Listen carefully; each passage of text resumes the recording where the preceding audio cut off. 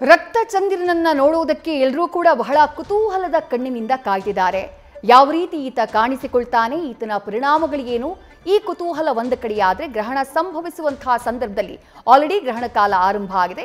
ಏನು ಮಾಡಬೇಕು, ಏನು ಮಾಡಬಾರ್ದು, ಈ ರೀತಿಯಾದಂತಹ ಪ್ರಶ್ನೆಗಳು, ಜೊತೆಗೆ ಯಾವ ರಾಶಿಯವರಿಗೆ ಏನು ಪರಿಣಾಮ, ಎಷ್ಟು ದಿನಗಳ ಕಾಲ ಇರುತ್ತೆ, ಈ ರೀತಿಯಾದಂತಹ ಪ್ರಶ್ನೆಗಳು ಜನಸಾಮಾನ್ಯರಲ್ಲಿ ಸಹಜವಾಗಿ ಇರುತ್ತೆ. ಹಾಗಾಗಿ ಮುಂದಿನ 3 ಗಂಟೆಗಳ ಕಾಲ ಆ ವಿಚಾರಕ್ಕೆ ಸಂಬಂಧಪಟ್ಟ ಹಾಗೆ ವಿವರವಾದಂತಹ, ವಿಶೇಷವಾದಂತಹ, ಜೊತೆಗೆ ವಿಶ್ಲೇಷಣಾತ್ಮಕವಾದಂತಹ ಮಾಹಿತಿಯನ್ನು ನೀಡುವುದಕ್ಕೆ ನಮ್ಮ ಜೊತೆ ನಮ್ಮ ಸ್ಟುಡಿಯೋದಲ್ಲಿ ಜ್ಯೋತಿಷಿಗಳಾಗಿರುವಂತಹ ಶ್ರೀರಕ್ಷಾ ಅವರಿದ್ದಾರೆ. ಕಾರ್ಯಕ್ರಮಕ್ಕೆ ಅವ್ರನ್ನ ಸ್ವಾಗತ ಮಾಡ್ತೀನಿ.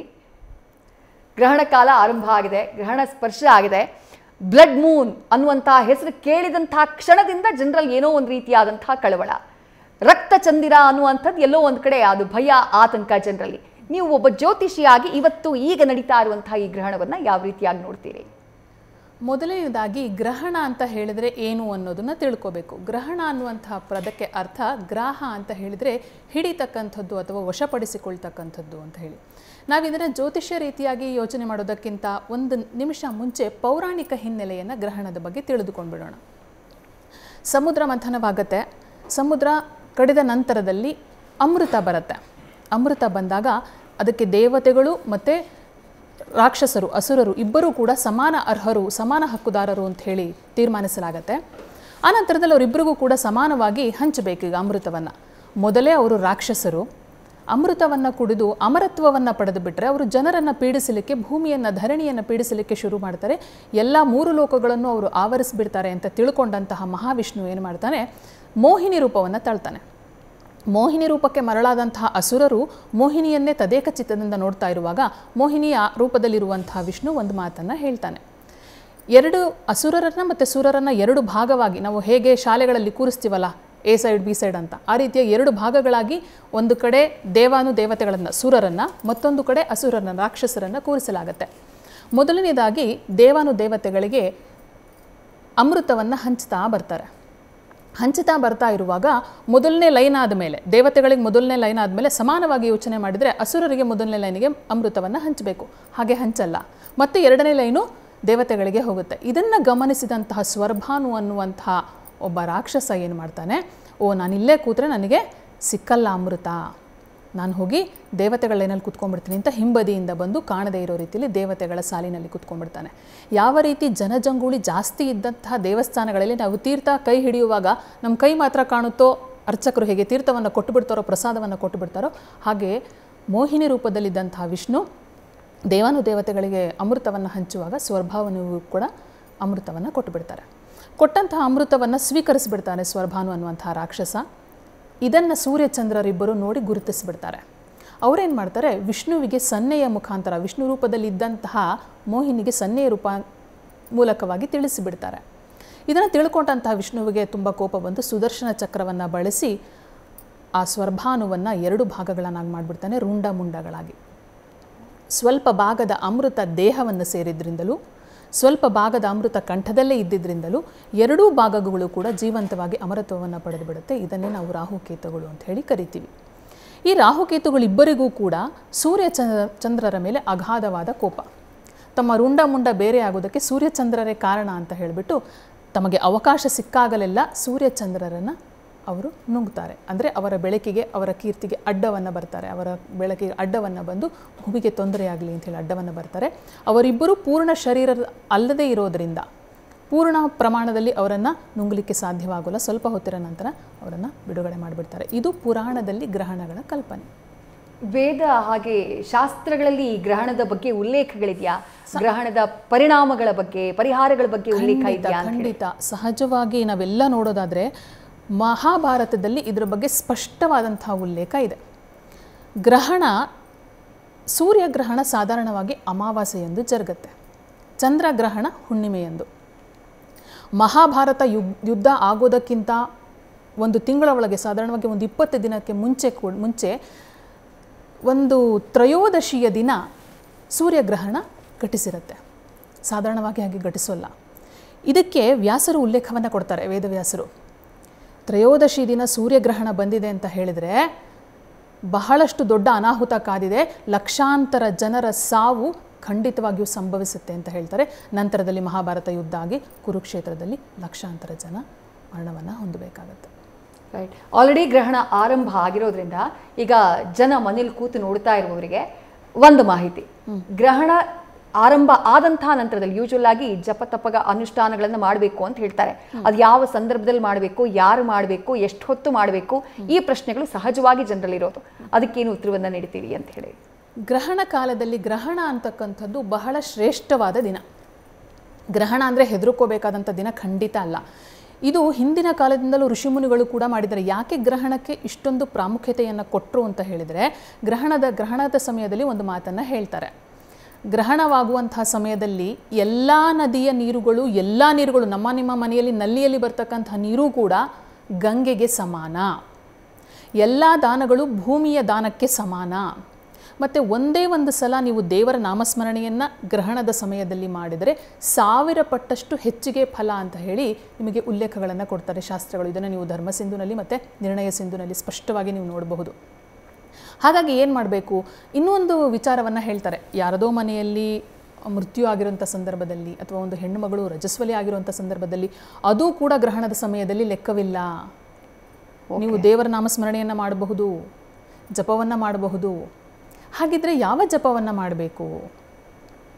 ಮೂಲಮಂತ್ರ ಉಪದೇಶ ಇರತಕ್ಕಂಥವ್ರು ಮೂಲಮಂತ್ರ ಉಪದೇಶದ ಜಪವನ್ನು ಮಾಡಬಹುದು. ಲಲಿತಾ ಸಹಸ್ರನಾಮದ ಉಪದೇಶ ಇರುವಂಥವ್ರು ಲಲಿತಾ ಸಹಸ್ರನಾಮವನ್ನು ಹೇಳ್ಕೋಬಹುದು. ವಿಷ್ಣು ಸಹಸ್ರನಾಮಕ್ಕೆ ಎಲ್ಲ ಪಂಡಿತರ ಒಂದು ಅಭಿಮತ ಏನು, ವಿಷ್ಣು ಸಹಸ್ರನಾಮಕ್ಕೆ ಉಪದೇಶದ ಅಗತ್ಯತೆ ಇಲ್ಲ. ಯಾಕಂದರೆ ಭೀಷ್ಮರು ಅದನ್ನು ಹೇಳಿರೋದ್ರಿಂದ, ಅದರ ಬಗ್ಗೆ ಉಲ್ಲೇಖ ಮಾಡಿರೋದ್ರಿಂದ, ಸಾಕಷ್ಟು ಋಷಿಮುನಿಗಳು ಅದನ್ನು ಅಂಗೀಕರಿಸಿರೋದ್ರಿಂದ ಅಂತ. ಹಾಗಾಗಿ ವಿಷ್ಣು ಸಹಸ್ರನಾಮ ಬರ್ತಕ್ಕಂಥವ್ರು ಓದ್ಕೋಬಹುದು. ನನಗೇನೂ ಬರಲ್ಲಪ್ಪ, ಜನಸಾಮಾನ್ಯರು ಏನೂ ಬರಲ್ಲ, ಈಗ ಚಿಕ್ಕ ಪುಟ್ಟ ಮಕ್ಕಳಿಗೆ ನಾವು ನಾಲಿಗೆ ಹೊರಳೋದಿಲ್ಲ, ವಿಷ್ಣು ಸಹಸ್ರನಾಮ ಕೊಡಲಿಕ್ಕಾಗಲ್ಲ ಅಂಥ ಸಂದರ್ಭದಲ್ಲಿ ರಾಮನಾಮ ಜಪವನ್ನು ಮಾಡಬಹುದು. ಶ್ರೀರಾಮ್ ಜಯ ರಾಮ್ ಜೈ ಜಯ ರಾಮ್ ಈ ರಾಮನಾಮ ಜಪವನ್ನು ಮಾಡಬಹುದು. ಅಥವಾ ಪಾರ್ವತಿ ಮತ್ತು ಪರಮೇಶ್ವರರ ಸಂವಾದ ನಡೆಯುತ್ತೆ. ಎಲ್ಲ ವಿಷ್ಣು ಸಹಸ್ರನಾಮವನ್ನು ಕೇಳಿದಂತಹ ಪಾರ್ವತಿ ಹೇಳ್ತಾಳೆ, ಪರಮೇಶ್ವರ ಇದು ತುಂಬ ದೊಡ್ಡದಾಯಿತು, ಜನಗಳು ಇದನ್ನು ಹೇಳ್ಕೊಳ್ಳೋಕ್ಕೆ ಕಷ್ಟ ಆಗಬಹುದು, ಏನು ಮಾಡಬೇಕು ಸರಳೀಕೃತವಾಗಿ ಎಂದಾಗ ಪರಮೇಶ್ವರ ಒಂದು ಮಾತನ್ನು ಹೇಳ್ತಾನೆ, ಒಂದು ಶ್ಲೋಕವನ್ನು ಹೇಳ್ತಾನೆ. ಶ್ರೀರಾಮ ರಾಮ ರಾಮೇತಿ ರಮೇ ರಾಮೇ ಮನೋರಮೆ ಸಹಸ್ರನಾಮ ತತ್ತುಲ್ಯಂ ಶ್ರೀರಾಮನಾಮ ವರಾನನೆ ಅಂತ ಹೇಳಿ. ಇದು ಇಷ್ಟನ್ನು ಹೇಳಿಕೊಂಡ್ರೆ ವಿಷ್ಣು ಸಹಸ್ರನಾಮ ಹೇಳಿದಂಥ ಪುಣ್ಯ, ಇದನ್ನು ಹೇಳ್ಕೋಬಹುದು. ಇನ್ನೂ ಬರಲಿಲ್ಲ ಅಂದರೆ ಶ್ರೀರಾಮ್ ಜೈ ರಾಮ್ ಜೈ ಜೈ ರಾಮ್. ಅದೂ ಕಷ್ಟವಾಯಿತು ಅಂತ ಹೇಳಿದರೆ ದುರ್ಗಾದೇವಿಯ ಹೆಸರೋ ಅಥವಾ ಸರ್ವಮಂಗಳ ಮಾಂಗಲ್ಯ ಯಾವುದಾದ್ರೂ ದೇವರ ಸ್ತೋತ್ರವನ್ನು ನೀವು ಹೇಳ್ಕೋಬೇಕು. ಯಾಕೆ ದೇವಿಯ ಸ್ತೋತ್ರವೇ ಈ ಒಂದು ಸಮಯದಲ್ಲಿ ಪ್ರಸ್ತುತವಾಗಿ ಬಹಳ ಶ್ರೇಷ್ಠ ಅಂತ ಹೇಳಿದರೆ, ಚಂದ್ರ ಅಂತಕ್ಕಂಥವನು ಸ್ತ್ರೀ ತತ್ವವನ್ನು ಪ್ರತಿನಿಧಿಸ್ತಾನೆ. ರಾಹುವನ್ನು ಅಂಕುಶಕ್ಕೆ ಎಲ್ಲ ರಾಕ್ಷಸರನ್ನು ಮರ್ದನ ಮಾಡ್ತಕ್ಕಂಥದ್ದು, ಸಾಧಾರಣವಾಗಿ ಸಂಹಾರ ಮಾಡ್ತಕ್ಕಂಥದ್ದು ತ್ರಿಮೂರ್ತಿಗಳ ಕೈಲಿ ಆಗಲಿಲ್ಲ ಅಂದಾಗ ಬರೋಳೆ ದೇವಿ. ಹಾಗಾಗಿ ದುರ್ಗಾದೇವಿಯ ಒಂದು ಸ್ತೋತ್ರದ ಪಠನೆಯೂ ಕೂಡ ಶ್ರೇಷ್ಠವೇ. ಜಲತತ್ವದ ರಾಶಿಯಲ್ಲಿ ಜಲತತ್ವದ ಪ್ರತಿನಿಧಿಯಾದಂತಹ ಚಂದ್ರನಿಗೆ ಗ್ರಹಣ ಹಿಡಿತಾ ಇರೋದ್ರಿಂದ, ಅದು ರಾಕ್ಷಸನಾಗಿರ್ತಕ್ಕಂತಹ ರಾಹು ಆತನನ್ನು ಆಕ್ರಮಿಸ್ಕೋತಾ ಇರೋದ್ರಿಂದ ಅವನನ್ನು ಅಂಕುಶಗೊಳಿಸ್ತಕ್ಕಂಥದ್ದು, ಅವನನ್ನು ಕಂಟ್ರೋಲ್ ಮಾಡ್ತಕ್ಕಂಥದ್ದು ದೇವಿಯ ಕರ್ತವ್ಯ ಆಗುತ್ತೆ. ದೇವಿ ಖಂಡಿತ ಅದನ್ನು ಮಾಡ್ತಾಳೆ. ಹಾಗಾಗಿ ಎಲ್ಲ ರಾಕ್ಷಸರನ್ನು ಮರ್ದಿಸಿದಂಥ ದೇವಿ ರಾಹುವಿನ ಕೆಟ್ಟ ಒಂದು ಸ್ವಭಾವವನ್ನು, ಅವನ ಕೆಟ್ಟ ಪರಿಣಾಮವನ್ನು ಧ್ವಂಸ ಮಾಡಲಿಕ್ಕೆ ಸಮರ್ಥಳು. ಹಾಗಾಗಿ ದುರ್ಗೆಯ ಪ್ರಾರ್ಥನೆಯೂ ಕೂಡ ಶ್ರೇಷ್ಠ. ದೇವರ ಪ್ರಾರ್ಥನೆಯನ್ನು ಮಾಡಬೇಕು ಗ್ರಹಣದ ಸಂದರ್ಭದಲ್ಲಿ ಅಂತ ಹೇಳಿದರೆ, ಬಟ್ ಯಾವುದೋ ಒಂದು ಕಾರ್ಯಗಳನ್ನು ಮಾಡುವಂಥ ಟೈಮ್ನಲ್ಲಿ ಇಂಥದ್ದನ್ನು ಮಾಡಬಹುದು, ಇಂಥದ್ದನ್ನು ಮಾಡಬಾರ್ದು, ಹಾಗೇನಾದರೂ ಇದೆಯಾ ಗ್ರಹಣ ಕಾಲದಲ್ಲಿ ಅಂತ ಹೇಳಿ ಶಾಸ್ತ್ರ ಆ ಥರದ್ದೇನಾದರೂ ಹೇಳುತ್ತಾ ಅಂತ ಹೇಳಿ? ಖಂಡಿತ ಹೇಳುತ್ತೆ. ಶಾಸ್ತ್ರ ಏನನ್ನು ಹೇಳುತ್ತೆ ಅಂತ ಹೇಳಿದರೆ, ಮೊದಲನೇದಾಗಿ ನಿಮಗೆ ಊಟದ ವಿಚಾರದಲ್ಲಿ, ಆಹಾರ ಸೇವನೆಯ ವಿಚಾರದಲ್ಲಿ ಪ್ರಮುಖವಾಗಿ ನಿಯಮಗಳನ್ನು ಹೇಳಿದೆ. ಯಾಕೆ ಈ ನಿಯಮಗಳನ್ನು ಹೇಳಿದೆ? ಹಾಗಾದರೆ ನಾನು ಪಾಲನೆ ಮಾಡೋಲ್ಲ, ತೊಂದರೆ ಇಲ್ಲ. ಯಾರಿಗೆ ಆಧ್ಯಾತ್ಮಿಕ ಸಿದ್ಧಿಯ ಅವಶ್ಯಕತೆ ಇದೆ, ಸಿದ್ಧಿಯನ್ನು ಬಯಸ್ತಾ ಇದ್ದಾರೆ, ಆಧ್ಯಾತ್ಮಿಕ ಹಾದಿಯಲ್ಲಿ ಹೋಗಲಿಕ್ಕೆ ಬಯಸ್ತಾ ಇದ್ದಾರೆ, ಅವರು ಇದನ್ನೆಲ್ಲ ಫಾಲೋ ಮಾಡಬೇಕು. ಹೌದು, ಹಾಗಿದ್ರೆ ನಾನು ಸೈನಿಕರಿರ್ತಾರೆ, ಗಡಿ ಕಾಯ್ತಾ ಇರ್ತಾರೆ, ಅವ್ರಿಗೆ ತೋಳ್ಬಲದಿಂದನೇ ಅವರು ನಮ್ಮನ್ನು ರಕ್ಷಣೆ ಮಾಡ್ತಕ್ಕಂಥದ್ದು. ಅವರು ಈ ರೀತಿ ಉಪವಾಸ ಜಪವನ್ನು ಮಾಡ್ತಾ ಕೂತ್ಕೊಳ್ಳೋಕ್ಕಾಗತ್ತೆಯೇ? ಖಂಡಿತ ಇಲ್ಲ. ಅಂಥವರಿಗೆ ಹೇಳಿದು ಕರ್ಮಂ ಕುರು ಅಂತ ಹೇಳಿದೆ ಶಾಸ್ತ್ರವೇ. ಅದನ್ನೇ ತಾನೇ ನಮ್ಮ ಬಸವಣ್ಣನವರು ಹೇಳಿದ್ದು, ಕಾಯಕವೇ ಕೈಲಾಸ ಅಂತ. ಅವರು ಕಾಯಕವೇ ಕೈಲಾಸ ಅಂತ ಹೇಳಿ ಅವರ ಕೆಲಸವನ್ನು ಅವರು ಮುಂದುವರಿಸ್ಕೊಂಡು ಹೋಗಬಹುದು. ಯಾಕಂದರೆ ಅವರಿಗೆ ತೋಳ್ಬಲವೇ ಇಲ್ಲ. ಅವ್ರು ಈ ಟೈಮಲ್ಲಿ ಕಣ್ಣು ಮುಚ್ಕೊಂಡು ಧ್ಯಾನ ಮಾಡ್ತಾ ಜಪ ಮಾಡ್ತಾ ಕೂತ್ಕೊಳ್ಳಿಕ್ಕಾಗಲ್ಲ.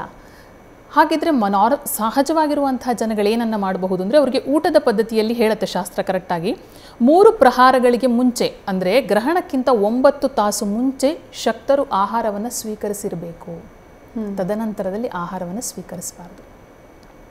ಅಶಕ್ತರಿದ್ದರು, ರೋಗಿಗಳಿದ್ದರು, ಚಿಕ್ಕ ಮಕ್ಕಳಿದ್ದಾರೆ ಅಂತ ಇಟ್ಕೊಳ್ಳೋಣ, ರೋಗಿಗಳು, ಅಶಕ್ತರು, ವೃದ್ಧರು ಅವರೆಲ್ಲ 3 ತಾಸಿನ ಮುಂಚೆ ಆಹಾರವನ್ನು ಸ್ವೀಕರಿಸಬೇಕು. ತದನಂತರದಲ್ಲಿ ಆಹಾರವನ್ನು ಸ್ವೀಕರಿಸಬಾರದು ಅಂತ ಹೇಳುತ್ತೆ ಶಾಸ್ತ್ರ. ಆಹಾರ ಅಂದರೆ ಈ ಗಟ್ಟಿ ಆಹಾರ ಮಾತ್ರನಾ ಅಥವಾ ಫಲ ಅಥವಾ ನೀರು ಅಥವಾ ಜ್ಯೂಸು ಅದು ಕೂಡ ಅದರಲ್ಲೇ ಬರುತ್ತಾ ಹೇಗೆ ಅಂತ ಹೇಳಿ? ಆಹಾರ ಅಂತ ಹೇಳುವಂಥದ್ದಕ್ಕೆ ಬಹಳ ಒಳ್ಳೆ ಪ್ರಶ್ನೆ ಇದು. ಆಹಾರದ ನಿಯಮವನ್ನು ಗ್ರಹಣದ ಹಿಂದಿನ ದಿನದಿಂದನೇ ಹೇಳಿದೆ. ಗ್ರಹಣದ ಹಿಂದಿನ ದಿನದಿಂದನೇ ಸುಲಭವಾಗಿ ಪಚನವಾಗ್ತಕ್ಕಂತಹ, ಜೀರ್ಣವಾಗ್ತಕ್ಕಂಥ ಆಹಾರವನ್ನು ಸ್ವೀಕರಿಸಬೇಕು ಅಂತ ಹೇಳುತ್ತೆ. ಈ 9 ಗಂಟೆ ಮತ್ತು 3 ಗಂಟೆ, 9 ಗಂಟೆ ಸಶಕ್ತರಾಗಿರ್ತಕ್ಕಂಥವ್ರು, ಆರೋಗ್ಯವಾಗಿರ್ತಕ್ಕಂಥವ್ರು ಸಾಧ್ಯವಾದರೆ ಏನನ್ನು 9 ಗಂಟೆಗಿಂತ ಮುಂಚೆ ತೊಗೊಂಡವ್ರು ಏನನ್ನೂ ತೊಗೋಬಾರ್ದು. ಅರ್ಥಾತ್ ಇವತ್ತು 9:56, 58 ಆಗಿದೆ ಅಂತಂದರೆ 12:12ವರೆಗೆ ನಾವು ಊಟ ಮುಗಿಸ್ಬಿಟ್ಟಿರ್ಬೇಕು. ಓಕೆ. ಆಮೇಲಿಂದ ಏನೂ ತೊಗೋಬಾರ್ದು. ತುಂಬ ಚಿಕ್ಕ ಮಕ್ಕಳಿದ್ದಾರೆ, ಸ್ತನ್ಯಪಾನ ಮಾಡುವಂತಹ ತಾಯಂದಿರಿದ್ದಾರೆ, ಗರ್ಭಿಣಿಯರಿದ್ದಾರೆ, ರೋಗಿಗಳಿದ್ದಾರೆ ಅನ್ನುವಂಥ ಸಂದರ್ಭದಲ್ಲಿ, ವೃದ್ಧರಿದ್ದಾರೆ ಅನ್ನುವಂಥ ಸಂದರ್ಭದಲ್ಲಿ 3 ತಾಸಿಗೆ ಮುಂಚೆ ಆಹಾರವನ್ನು ತಗೋಬಹುದು. ಅರ್ಥಾತ್ 10 ಗಂಟೆಗೆ, ಆಲ್ಮೋಸ್ಟ್ ಅಲ್ಲಿ 10 ಗಂಟೆಗೆ ಆಗ್ತಾ ಇದೆ ಗ್ರಹಣ ಅಂತ ಹೇಳಿದರೆ ಅವರೊಂದು 7 ಗಂಟೆ, 6:30, 6:45, 7 ಗಂಟೆ ಅಷ್ಟೊತ್ತಿಗೆ ಆಹಾರವನ್ನು ತೊಗೊಂಡು ಬಿಟ್ಟಿರಬೇಕು. ಇದು ಯಾಕಾಗಿ ಹೇಳಿದ್ದಾರೆ? ಇದು ಮತ್ತೊಂದು ಪ್ರಶ್ನೆ. ಇದನ್ನು ಎಲ್ಲರೂ ಹೇಳ್ತಾರೆ, ಅಂದರೆ ಆಹಾರವನ್ನು ತಗೊಳ್ಳುವಂತಹ ಸಮಯವನ್ನು ಹೇಳ್ತಾರೆ. ಮೊದಲನೇದಾಗಿ ನಾವು ಯಾವುದೇ ದೇವತಾ ಪೂಜೆಗಳಲ್ಲೂ ನೀವು ನೋಡಬಹುದು, ವ್ರತಗಳಲ್ಲಿ ಉಪವಾಸವನ್ನು ಹೇಳಿದೆ.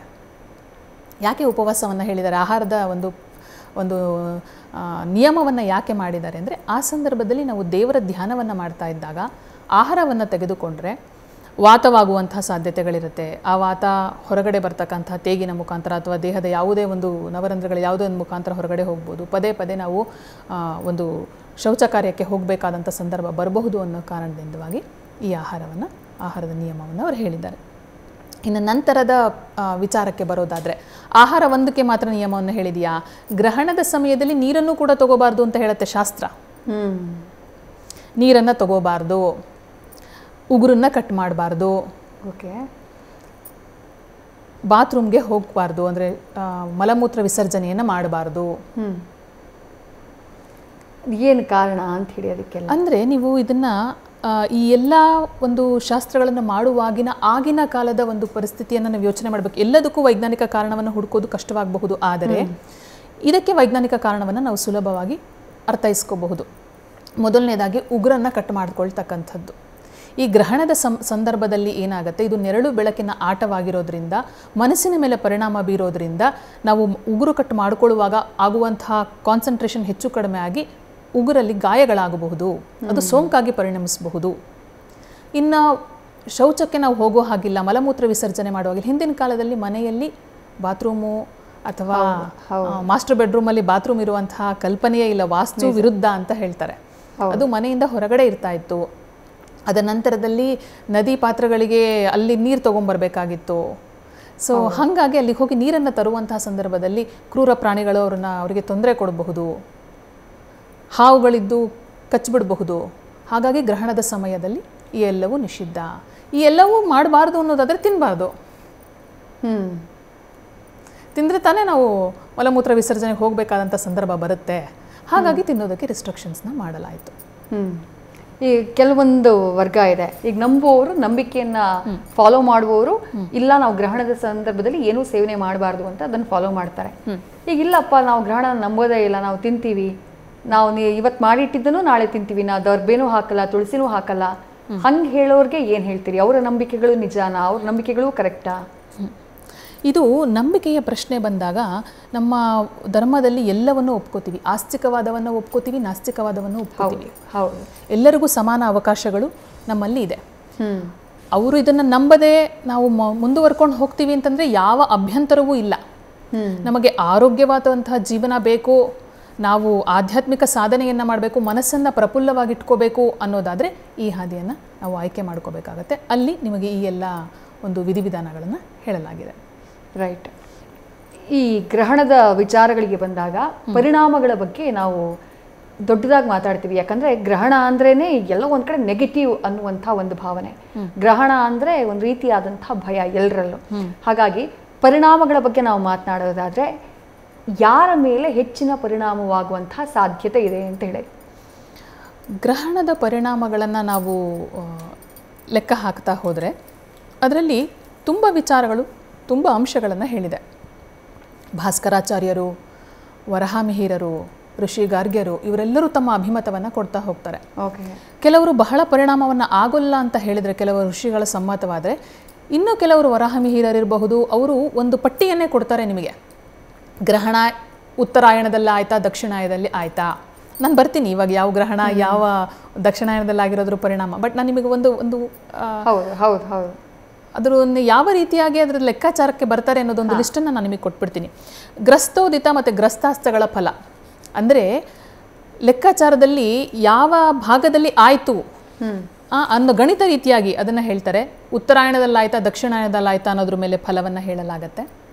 ಮಾಸ, ಯಾವ ಮಾಸದಲ್ಲಿ ಆಯಿತು ಗ್ರಹಣ ಅದ್ರ ಮೇಲೆ ಫಲವನ್ನು ನಿರ್ಣಯಿಸಲಾಗತ್ತೆ. ಯಾವ ದಿಕ್ಕಿನಲ್ಲಿ ಆಯಿತು ಗ್ರಹಣ, ನಮಗೆ ಇಲ್ಲಿಂದ ಗೋಚರಿಸುವಂಥ ದಿಕ್ಕು, ಮತ್ತು ನಾವು ಸ್ಯಾಟಲೈಟಿಂದ ತಗೊಂಡಂಥ ದಿಕ್ಕು ಲೆಕ್ಕಕ್ಕೆ ಬರೋಲ್ಲ. ನಾವು ಇಲ್ಲಿಂದ ನೋಡುವಂಥ ದಿಕ್ಕಿನಲ್ಲಿ ಯಾವ ದಿಕ್ಕಿನಲ್ಲಿ ಆಯಿತು, ಹಾಗಾಗಿ ಯಾವ ಪರಿಣಾಮವಿರಬಹುದು ಅನ್ನೋದನ್ನು ಹೇಳ್ತಾರೆ. ರಾಶಿಯ ಅನುಸಾರ ಯಾವ ರಾಶಿಯಲ್ಲಿ ಗ್ರಹಣ ಆಗಿದೆ ಅದರ ಪರಿಣಾಮ ಏನು ಅನ್ನೋದನ್ನು ನೋಡ್ಬೋದು. ಗ್ರಹಣದ ಸಮಯದಲ್ಲಿ, ಇದು ತುಂಬ ಬಹಳ ಇಂಪಾರ್ಟೆಂಟ್ ಅನಿಸುತ್ತೆ, ಗ್ರಹಣದ ಸಮಯದಲ್ಲಿ ಯಾವ ಗ್ರಹಕ್ಕೆ ಗ್ರಹಣ ಹಿಡಿತಾ ಇದೆ ಅದರ ವರ್ಣದ ಆಧಾರದ ಮೇಲೆ ಪರಿಣಾಮವನ್ನು ಹೇಳ್ತಾರೆ. ಈಗ ನಾವೇನು ಹೇಳ್ತಾ ಇದ್ದೀವಿ, ರಕ್ತವರ್ಣದಲ್ಲಿ ಚಂದ್ರ ಕಾಣಿಸ್ತಾ ಇದ್ದಾನೆ ಅಂತ, ಅದರ ಬಗ್ಗೆ ಅದರಲ್ಲಿ ವಿಚಾರದಲ್ಲಿ ಗ್ರಹಣದ ಸಮಯದಲ್ಲಿ ಚಂದ್ರನ ಮೇಲೆ ಗ್ರಹಣ ಆಗ್ತಾ ಇರೋದ್ರಿಂದ ಅನ್ಯ ಗ್ರಹರ ದೃಷ್ಟಿ, ಅದರಿಂದ ಪರಿಣಾಮವನ್ನು ಲೆಕ್ಕಾಚಾರ ಹಾಕಬೇಕು ಅಂತ ಹೇಳ್ತಾರೆ ವರಹಾಮಿಹಿರರು. ಆಮೇಲೆ ಮಾಸ, ಯಾವ ಮಾಸದಲ್ಲಿ ಆಗ್ತದೆ ಗ್ರಹಣ ಅದರ ಅನುಸಾರವಾಗಿ ಫಲವನ್ನು ನಿರ್ಣಯಿಸಬೇಕು. ಇದನ್ನು ಮೋಕ್ಷ ಯಾವ ದಿಕ್ಕಿನಿಂದ ಆಯಿತು ಅದ್ರ ಮುಖಾಂತರ ಪರಿಣಾಮವನ್ನು ಗ್ರಹಿಸಬೇಕು. ಇಷ್ಟನ್ನು ನಾವು ಲೆಕ್ಕ ಹಾಕಬೇಕು. ಇದಿಷ್ಟನ್ನು ಲೆಕ್ಕ ಹಾಕಿದಾಗ ನಮಗೊಂದಿಷ್ಟು ಸಮೀಕರಣ ಮಾಡಿದಾಗ ನಮಗೊಂದಿಷ್ಟು ಫಲಗಳು ಸಿಗತ್ತೆ. ನ್ಯೂಸ್ ಫಸ್ಟ್, ನಿರ್ಭೀತಿಯಿಂದ ನಿಮ್ಮ ಪರವಾಗಿ.